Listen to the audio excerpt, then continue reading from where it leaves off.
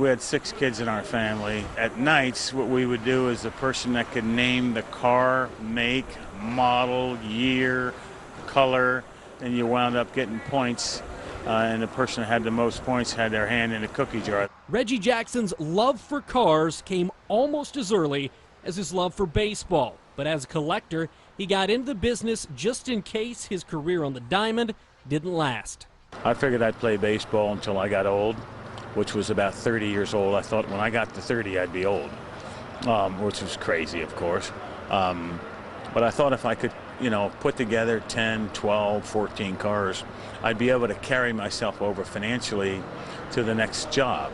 Because at the time when I started playing baseball, minimum salary was $6,000. You'll need much more than that to buy Jackson's 1965 Shelby Mustang Gt350. It's one of 3 cars he's selling this weekend and is expected to fetch about $200,000 on Saturday. Carroll Shelby, who we all know, the 65 Shelby was his first endeavor into, I guess, the public market or the commercial market. Made a little over 500 cars. This is an early serial number with battery in the trunk and, of course, a fiberglass hood.